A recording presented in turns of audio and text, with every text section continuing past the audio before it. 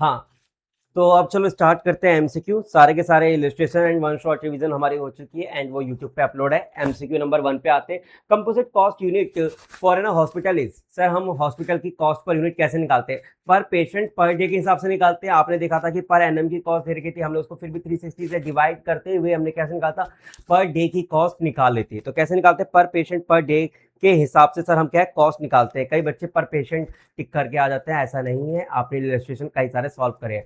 Cost of a diesel of a lubricant is an example of, sir आपने transport industry का sir हमने question करा था, उसका एक स्पेसिफिक फॉर्मेट था। स्पेसिफिक फॉर्मेट क्या था? पहले हम स्टैंडिंग चार्जेस लिखते हैं, इसमें हमारे फिक्स चार्जेस आते हैं। उसके बाद सेकंड में सर हमारे क्या आते हैं, सारे के सारे क्या आते हैं, वेरिएबल कॉस्ट, जिसको हमने प्यार से क्या बोला था कि ऑपरेटिंग कॉस्ट होते हैं। थर्ड में हमारे क्या आते हैं, सारे के सारे मेंटेनेंस कॉस्ट है। और जो हमारे वेरिएबल कॉस्ट है, ये क्या होता है, cost of diesel. It's nothing but it's our variable cost. Variable cost, और वेरिएबल कॉस्ट सर हमारे किसके अंडर आ रखा था ट्रांसपोर्ट सेक्टर में? सर वो आता है सर ऑपरेटिंग कॉस्ट के अंदर आता है। ऑपरेटिंग कॉस्ट के अंदर आता था, याद है? तो हमारा ऑपरेटिंग कॉस्ट आंसर आ जाएगा। It's not our fix charges, it's not our semi variable cost, no it's not our none of the above. ठीक है। Cost unit used in the power sector, it's very easy. Kilowatt hours, kilowatt per hours. Kilometres नहीं होता, kilowatt के according निकालते हैं, जितना आपने electricity use करी है। ठीक है, इधर आओ। Absolute ton kilometre is an example of, sir हमने जब ट्रांसपोर्ट सेक्टर का जब हम कर रहे थे, ट्रांसपोर्ट सेक्टर का हमने करा था, तो हमने हम बात करी थी उसके अंदर क्या है, दो तरह के सर हम निकालते हैं। पहला होता है एब्सोल्यूट, दूसरा होता है कमर्शियल टन पर किलोमीटर। एब्सोल्यूट में क्या निकालते हैं हम, एग्जैक्ट निकालते हैं, जबकि कमर्शियल में क्या करते हैं, एवरेज कर रहे थे ताकि हम चार्जेस निकाल सके। तो इसका किसका एग्जाम्पल है सर? ये है ट्रांसपोर्ट सेक्टर का एग्जाम्पल है, ट्रांसपोर्ट सेक्टर के अंदर आता है।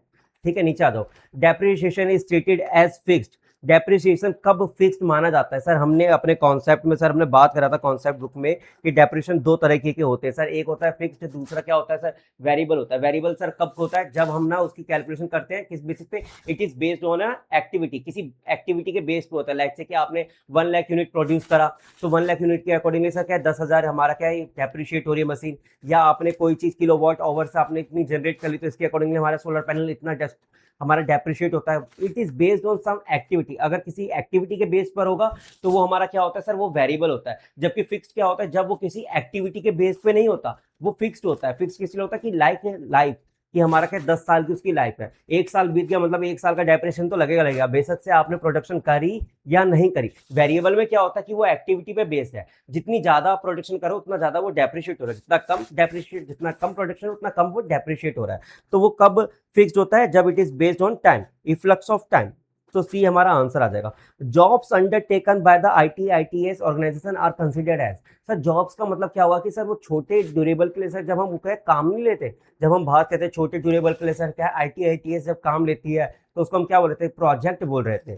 Sir why it's not a batch work, batch work का मतलब क्या होता है, जैसे कि कॉस्टिंग की क्लास ले लो, सुबह कॉस्टिंग का बैच चल रहा है, दोपहर में कॉस्टिंग का बैच चल रहा है, इवनिंग में कॉस्टिंग का बैच चल रहा है, तो आपने देखा कि 3 बैच चल रहे हैं, एक ही चीज के 3 बैच चल रहे हैं। ठीक है, अगर मैं प्रोडक्शन की बात करूं तो एक बारी में 100 यूनिट का बैच निकाल रहे हैं, तो क्या होता है एक सेम प्रोडक्ट निकाल रहे हैं। यहाँ पे क्या है, जॉब्स लिया है, एक स्पेसिफिक क्या है आपकी, एक जॉब्स की बात हो रही है, किसकी, एक स्पेसिफिक जॉब्स की बात हो रही है कि आपने जॉब अंडरटेकन करा है, मतलब शॉर्ट ड्यूरेशन की जब आपने काम लिए हैं, तो वो क्या आता है, प्रोजेक्ट के अंदर आता है। सर अब आपको बच्चों डाउट आता है कि कॉन्ट्रैक्ट क्यों नहीं है? कॉन्ट्रैक्ट जनरली क्या होते हैं, लॉन्ग टर्म इन नेचर होते हैं। क्या होते हैं, लॉन्ग टर्म इन नेचर होते हैं। ठीक है, या हमारे एएमसी भी होते हैं, एनुअली होते हैं, तो कॉन्ट्रैक्ट नहीं आएगा। और आपने हमारे साथ एग्जाम्पल करे थे, तो और हमने बात भी करा था थ्योरी में भी कि जॉब्स क्या होते हैं, jobs undertaken by the IT ITS is called ऐसे ना प्रोजेक्ट। सर आप एमसीक्यू पर्पस के लिए बस इतना याद रख ले और ज्यादा कुछ नहीं है।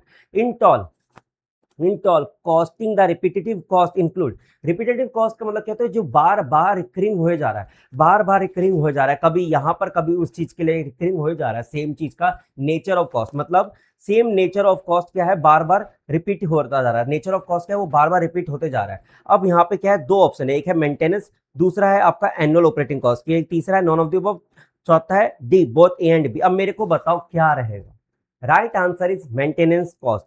Sir why it's not an annual operating cost और आपने मेंटेनेंस कॉस्ट मिला? एनुअल ऑपरेटिंग कॉस्ट सर आपका क्या है, ये फिक्स कर दिया 12 मंथ के लिए, 12 मंथ के लिए बोल दिया कि सर अगर मेरे को किसी को सैलरी देनी है तो ये क्या रिपीटेटिव नहीं है, आपने कंस्टेंट है, ये क्या है, कंस्टेंट हो गया है, ये क्या हो गया, कंस्टेंट इन नेचर हो गया।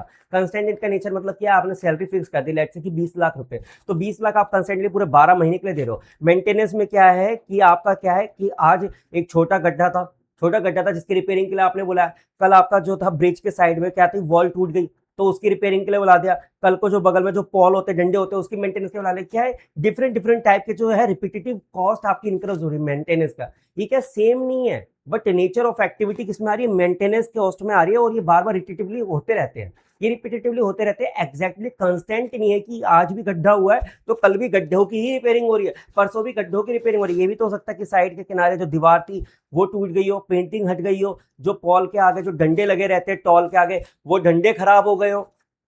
मेंटेनेंस कुछ भी हो सकती है, किसी भी चीज की हो सकती है, और वो रिपीटेटिवली होते रहते हैं, तो इट्स कॉल्ड है ना maintenance cost is the right answer. ठीक है। अब बॉट अप्रोच, बोट अप्रोच, हाँ, एक चीज मैं आपको बता दूं, जो भी आपका डाउट क्वेरी जो भी है ना, आप नीचे कमेंट सेक्शन में मेरे को प्लीज बता देना। ठीक है, और इट्स योर रिस्पॉन्सिबिलिटी। और ये बार बार समझो, ये इंस्टाग्राम की रील्स और यूट्यूब का शॉर्ट्स नहीं है कि सर आप स्किप कर देते हो। ये आपकी रिस्पॉन्सिबिलिटी कि सर आप अच्छे से पढ़ाई करो, आपकी जिम्मेदारी कि सर आप पूछो।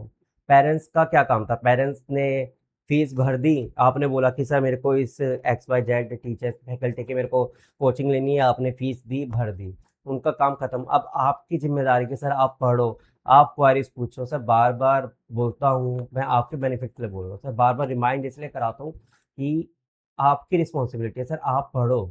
पेरेंट्स ने फीस भर दी, दे दिया, टीचर्स ने आया, पढ़ा के चले गए। इस बैच में से कई रैंकर्स भी आएंगे, कई पास भी होंगे, और कई बच्चे फेल भी होंगे। सर वही चीज़ें, जो रिस्पॉन्सिबिलिटी समझेगा कि मेरे पेरेंट्स ने पढ़ाई के लिए फीस भरी है तो मैं पढ़ाई करूँगा, मेरे को डाउट होते तो मैं डाउट पूछूंगा। तो ये आपकी रिस्पॉन्सिबिलिटी कि आप कमेंट करो, कि आप मेरे को बताओ ये क्या चीज़ है, क्या डाउट है। ये सर आप अपनी जिम्मेदारी लो। ठीक है, थोड़ा बहुत मेरे को बताओ क्या है, क्या चीज़ प्रॉब्लम है, क्या चीज़ समझ में नहीं आ रही है, क्या नेक्स्ट वीडियो चाहिए। ये सर थोड़ा बहुत जिम्मेदारी लो। आपसे तो बस इतनी ही रिक्वेस्ट है कि एटलीस्ट एटलीस्ट ये तो बताओ कि सर कहाँ रुक रहे हो। फेलियर का रीज़न तो देखो कि सर कौन सा चैप्टर है जो नहीं हो पा रहा है, ये तो बता सकते हो। कि एटलीस्ट सर ये चैप्टर मेरे को समझ में नहीं आ रहा था, एटलीस्ट ये तो बता सकते हो कि इसकी वीडियो चाहिए। थोड़ा सा तो बता दो कि सर ये अटका हुआ हूँ, यहाँ पे रह गया, कुछ तो बताओ। ठीक है। बोट अप्रोच से किसके बारे में बोलता है सर, बेसिकली इसमें क्या है, फुल फॉर्म आपसे पूछा गया, अगर आप देखोगे तो बिल्ड ऑपरेट ट्रांसफर, ये क्या फुल फॉर्म है, बोट अप्रोच, बोट की फुल फॉर्म है।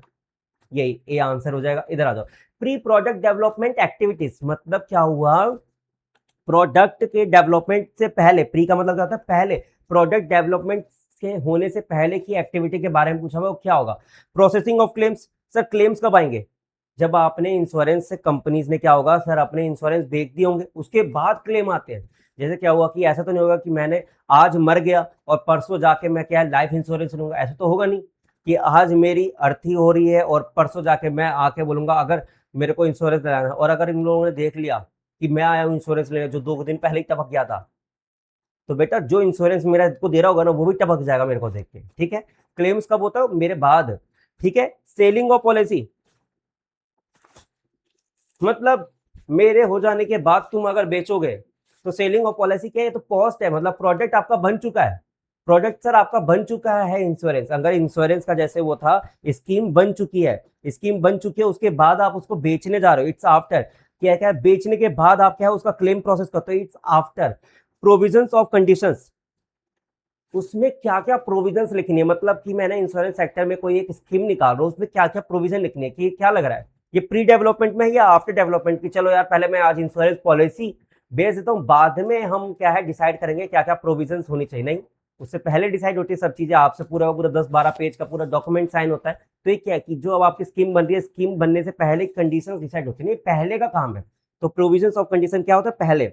और एप्लीकेशन प्रोसेसिंग ऑब्वियसली सर, जब आपकी स्कीम बन गई होगी उसके बाद आपने एप्लीकेशन फॉर्म डिस्ट्रीब्यूट करा होगा, उसके बाद लोगों ने एप्लीकेशन फॉर्म भरा होगा, उसके बाद आप प्रोसेसिंग करोगे ना। Which of the following costing method is not appropriate of the costing of the educational institute, educational institution के लिए इनमें से कौन से चारों में से है जो कि अप्रोप्रिएट नहीं है। बैच कॉस्टिंग की बात करें तो मैं ऑलरेडी बता चुका था, डिफरेंट डिफरेंट बैच में मेरा क्या एक ही सेम बैच आ रहा था, सुबह कॉस्टिंग का, फिर दोपहर में कॉस्टिंग का, फिर इवनिंग में कॉस्टिंग का आ रहा है। तो बैच कॉस्टिंग तो एप्लीकेबल है। एक्टिविटी बेस्ड कॉस्टिंग क्या होता है कि नंबर ऑफ एक्टिविटी के बेस्ड पर सर आप क्या कॉस्टिंग निकालते हो, जैसे कि आप रेंट हो गया, एक्टिविटी के बेस पे, कभी क्या है कितने बच्चे, कभी इतने बच्चे आ रहे हैं। ठीक है, तो एक्टिविटी बेस पे भी निकालते हो। एब्जॉर्प्शन ऑफ ओवरहेड्स, सर हमने ओवरहेड सेक्टर में करता ही हूँ, और ओवरहेड्स का इलेक्ट्रिसिटी का बिल हो गया, वाटर हो गया, ये सब तो ऑब्जर्वेशन करती है। प्रोसेस कॉस्टिंग, ये तो मैन्युफैक्चरिंग में आता है ना, ये राइट आंसर है प्रोसेस कॉस्टिंग। सर मैं कोई बच्चे क्या है मतलब बनाना तो नहीं है, तुम्हारे पेरेंट्स बनाने। हाँ, तो प्रोसेस कॉस्टिंग में क्या होता है, मैन्युफैक्चरिंग होती है। सर मैन्युफैक्चरिंग में क्या हो गया कि आज इतना आपका मतलब डिफरेंट डिफरेंट प्रोसेस से होके एक फिनिश गुड्स बनता है, ये तो मैन्युफैक्चरिंग सेक्टर में होता है। तो डी आंसर रहेगा, ठीक है। एक बार ये देख ले, आपका जो भी डाउट होता है मेरे को नीचे कमेंट सेक्शन में बताए, ठीक है। ओके, मिलते हैं नेक्स्ट वीडियो में। जब तक के लिए keep learning, keep smiling and मिलते हैं नेक्स्ट वीडियो में।